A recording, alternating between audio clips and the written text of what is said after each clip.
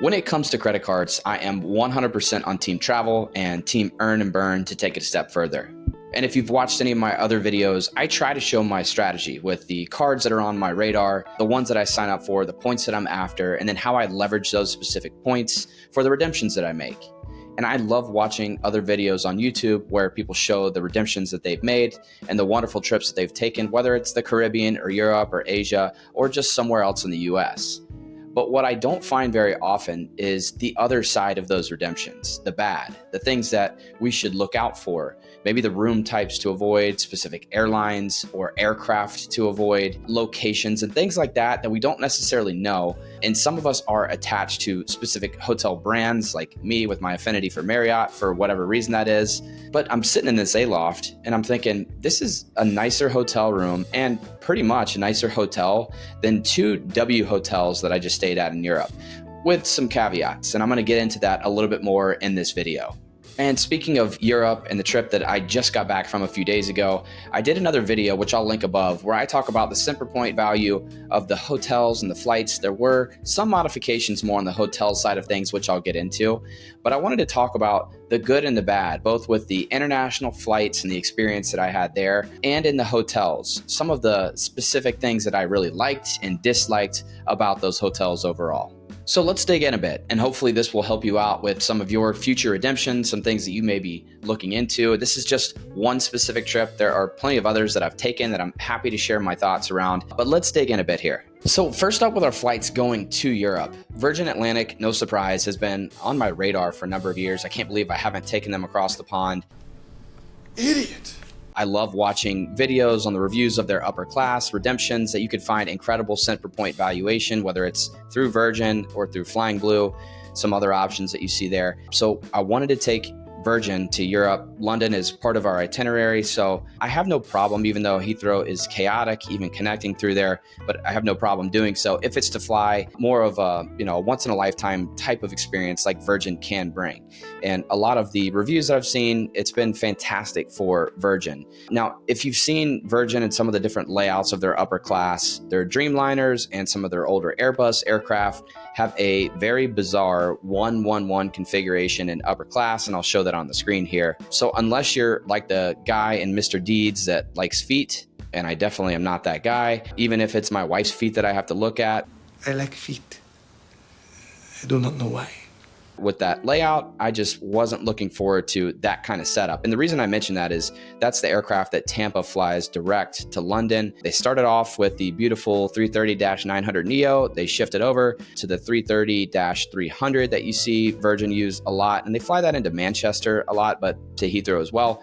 Didn't want that. So some of the options were either Atlanta or I was looking at JFK, and JFK just has so many different options. So if one of the Virgin flights or your flight to reposition to JFK was delayed or canceled for any reason, there were just a lot more options. And that was one of the reasons. Plus the fact that JFK has a Chase Sapphire lounge, which I'll get to just a little bit more when I talk about the lounge experience. So I wanted to fly that 330 Neo over to London, and I was extremely impressed. The aircraft is still brand new with the look and feel. We were in seats 3 and 4 on the window side. So the flights, we like to just have our window seats. And with that older layout, you're also looking away from the windows, which is another bizarre component. I don't know why they made that layout ever a reality, but with the 330 Neos, with the enclosed suites, I was very impressed. Overhead air nozzles, the in-flight entertainment was fantastic, very responsive. A good bit of different movies to watch, enough to get us there and back with Virgin. Not a great setup. I would say that Delta and American both have more offerings, but I don't know the exact numbers. I'm sure you can look that up. All right, enough of the negativity about Virgin. So let's talk about the return flights coming back to the States. So we flew out of Heathrow and then flew back directly. And part of the reason that we did this is I wanted to experience the check-in experience with Virgin, specifically with their little private drive that they have at Heathrow. We had a driver that didn't even know how to find the specific gated entrance into Heathrow's little private terminal. So if you're not familiar with that, happy to share my thoughts. He was going to drop us off at Terminal 3, and I said, absolutely not. We could have taken the train, but if you take the train, then you can't get to this specific area. So we had our driver continue to drive around. He was a bit flustered, but we found it. It's a gated private drive. So they let us in. Great little beautiful roundabout. We are greeted with very friendly Virgin staff. So it's for Delta One and Virgin check-in. So it's exclusive for upper class. And you can see the photo of me next to this huge model plane from Virgin. So the experience overall from checking in, dropping our bags, and getting through security was literally 3 minutes. I was pretty much in shock. I mean, with Heathrow, it's pretty chaotic, but the check-in experience was fantastic. The flight that we took back was London to Atlanta. I wanted to be closer to home since we weren't going to fly direct back to Tampa, just that outdated aircraft. But we flew the Airbus 350-1000. I believe that's Virgin's biggest aircraft right now. There were over 300 passengers on our flight. They said it was a full flight, but they always say that, right? Anyways, the upper class did check in full, and I was very impressed. It's a larger upper class than the 330-900 Neo. Still a beautiful design. To me, I actually preferred this one over the newer layout of the 330-900 Neo. The 350-1000 still had a little door where you could get some additional privacy, but didn't even need it. I thought the seats were more comfortable. The layout, just the feel to me was a little bit better overall. And the crew was 10x the flight going from JFK to Heathrow. They were so friendly, so bubbly. They let my wife and I go up and talk to the captain. We got to sit in the chairs in the cockpit. You can see some of the photos there. But pre-flight, the fact that they were making all these cocktails, some fruity Virgin cocktails and other things, it was just a much better experience. They did this right out of the jump. They were warm and friendly and greeted us and had drinks in our hands in less than 60 seconds. Just a lot better experience, and that carried over the entire flight. The food was still fantastic. I just picked something that was off of their in-flight menu. It was a fried chicken dish that was lightly fried, and it was just really well done. The starters were light and fresh. Everything was, to me, a step above American Airlines and my experiences with United and with Delta with the catering. I've heard that out of Heathrow, it's just a better experience overall, which is not really a surprise, but the food was fantastic, as was the second meal before we landed in Atlanta. So overall, I would give that literally a 9.5 out of 10. Definitely better than any of the US-based airlines and the international flights that I've taken. So excited to try some other ones and get more experiences with Virgin in the future, but definitely a nice experience coming back into the States. So well done, Virgin. So I'm going to talk about the 3 hotels that we stayed at in Europe. There's 2 W hotels, one in Amsterdam, one in London, and then the Kempton DeWitt, which is in Amsterdam as well. So first, the W hotel in Amsterdam. Definitely not one of my favorite W hotel properties. It's split among 2 buildings. The gym and some other amenities, a restaurant, were in one building, and then the majority of the rooms were on the other side where we stayed, which is also where the rooftop bar and restaurant was, which was pretty nice, even though the food was so-so at best. The breakfast was amazing. We had breakfast, a light bite each of the mornings that we were there. I booked the W Hotel in Amsterdam with the American Express Fine Hotels and Resorts collection. So I was able to get the $100 experience credit and the free breakfast that I would have gotten with my status anyway, being Platinum Elite. But I chose to book this through American Express to take advantage of the $200 hotel credit that I would get, plus the $100 experience credit, which we pretty much used on energy drinks to keep us going since Amsterdam is a 24-hour city. We still got our beauty rest, but the room was really bizarre with the layout. I wish I had done better at taking pictures of the room, but just imagine you walk in and you have no idea where the toilet, or the washroom as they call it, is located. The W has a tendency to do this. There were these mirrors, which one of them happened to be the door to the toilet. And then on the other side of the room, after you walk by the bed, was a sink and the shower. Not my favorite, but the rooftop bar and restaurant was really cool. Great views of the city, great cocktails, and the W does a really good job with the vibe. The music, the DJs, it was very vibrant. The restaurant was jam-packed. So the restaurant itself, I would recommend more so for the vibe. Drinks and light bites, not necessarily for the mains. Plus, it's really expensive, and Amsterdam has a lot of good food and other options that you can get really close to city center. And that was the other thing. The location was great of the W. It was really walkable to everything. So from there, we spent one night at the Kempton DeWitt, which was a little bit closer to the main train station in Amsterdam. It was like a 2-minute tram ride. The issue that I had with the Kempton was the Viking Cruise Line. They have a partnership there. So they were coming in, trying to check into the rooms. Apparently, a lot of them had been trying to check in for 5-6 hours. So we were a little concerned when we got there to check in, which was probably around 4 o'clock. So we decided to do a late checkout at the W. Definitely something I would take advantage of through the American Express hotel collection or Fine Hotels and Resorts. Getting that guaranteed late checkout, plus my status with Marriott certainly helped there. So we walked around the city, we did our thing, we came back and decided to move over to the Kempton around 3:30 or 4. They told us that it would be a little bit for our room because we had an upgraded king suite, which was beautiful. And coming from the W, the bathroom layout at the Kempton was fantastic. So the check-in experience overall was fine at the Kempton. They told us that our room would be ready within the next half hour or so. It ended up being an hour to 90 minutes. But they did credit us €60. So we were able to use that at the bar at the property, which was great. So when we finally checked in, we went down to the bar, had a few cocktails, took advantage of that €60 credit, then bounced around town. But the staff was super friendly.